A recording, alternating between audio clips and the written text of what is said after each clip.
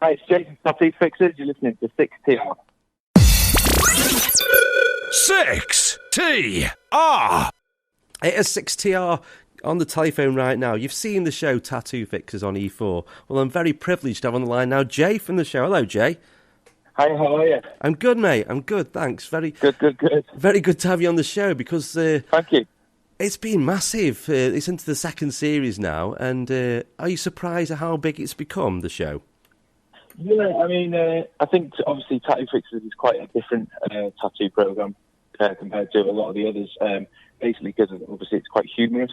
Yeah. But very serious, obviously, with the situations we're dealing with. Obviously, we've been covering up some terrible tattoos and turning them into really good ones. So, I mean, that's the good point about the show. But yeah, I mean, we are surprised that it's become as big as it is. But it's nice. It's all good. Yeah. So, how did it come about? How did you get involved? Basically, I was approached on Twitter. I basically got a tweet that said that there was a new show being cast for E4 and would I be interested? And obviously, yeah, I totally was interested. So, and it went from there, and then I went through a free screen test and things like that. And yeah, I think we were narrowed down from about 500 artists in the UK to the three of us. So, yeah, so it went from there, really. Yeah, because obviously you are a working tattoo artist. That's what you do for a trade. Yeah. So you're doing that in between filming. That's what you do. Yeah, of course. Yeah, I've got my own studio in Ellesmere Port in Cheshire. So yeah, when I'm not filming, this is where I am. So, do you do quite a lot of cover-ups? Yeah, I mean, obviously we do a lot more now since the show's aired. But I mean, you know, what the idea of Tattoo Fixers is to show people that you can get a good tattoo. Obviously, these people are getting bad tattoos, and we just trying to show that you can get a good tattoo rather than a bad one. But I think some people mistake the fact that they think they need to have a bad one for us to cover it, and that's not the case at all. Obviously, we much prefer to have a blank canvas to work from. But, you know, obviously we do the cover-ups as well, so that's the thing about the show, yeah. Yeah, well, I've got quite a lot of tattoos. I've got nearly 2 sleeves now, and everyone I've had drawn up or anything. You don't walk into a tattoo shop like on the show and the guys sit there and draw you a full sketch out. That's not how it happens. That's just for the show. Probably. Yeah, of course, it's for obviously for the show. That's what we do for the show. But obviously in the tattoo studio, normally it takes a lot more time because we're obviously in a working studio, we do things like sleeves and back pieces, which we don't obviously do on the show because of the time. But obviously for the tattoos that we're doing on the show, we can just sketch there and then. Yeah. You've got quite a lot of tattoos yourself. Have you got any regrets on your skin? No regrets. I mean, I've got a few ones that I did when I was young, when I was practicing on myself. I had to be a tattoo artist, but at the end of the day, they're part of where it's got me where I am, really. So I don't regret them at all. I've got one. Right, I've got it's my date of birth in Roman numerals, just the year 1972.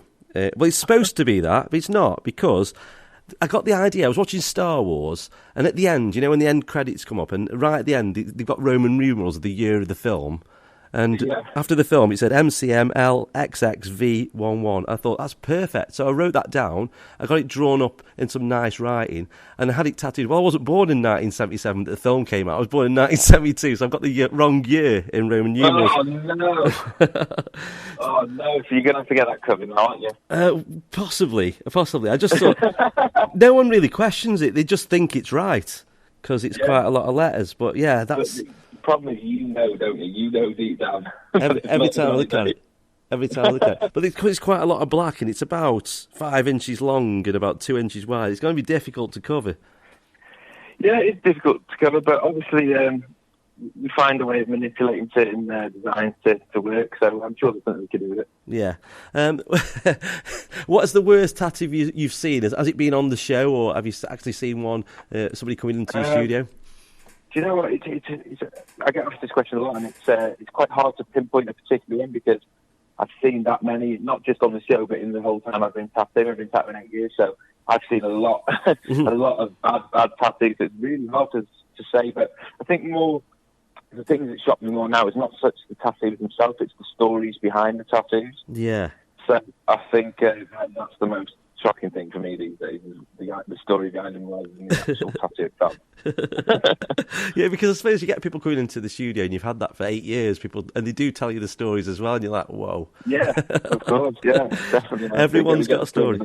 Yeah, of course. So you said that you've been whittled down from 500 tattooists to the guys that are on the show. So Yes. You've had to work with these people you've never worked with before, and Paisley, of course, Yeah. on reception. You get on like a house on fire. You really do. So Yeah. it's very good casting. Yeah, brilliant. I mean, none of us knew each other before the show. So literally, it was about the night before we started filming. We met up in a pub for about an hour, with obviously the TV crew and stuff like that. And we literally met for about an hour. The next day we started filming. But luckily, we all get on so well. We just clicked, a lot of us. So I mean, it just works, doesn't it? So, and then obviously now we've got the new girl Alice on the show, and she just fits in perfect. So she's brilliant as well. So I mean, yeah, it's brilliant. Are you flattered by the amount of attention you've had from not just the opposite sex? You've had a lot of people, especially on Twitter, sending you amorous messages. No, of course. I mean, of course, it's flattering. Yeah, it's nice. And, but yeah, I mean, I don't really know. But yeah, of course, I'm very flattered by it all. Yeah. And the theme from the show, it's not out anywhere, and it's the most catchy song. I just end up humming it round the house. Oh, yeah. That needs to come out as a single. Just sticks in your head, isn't it? Yeah, it needs to come out as a song, definitely. Yeah, definitely. Of course it does. Well, we look forward to another series.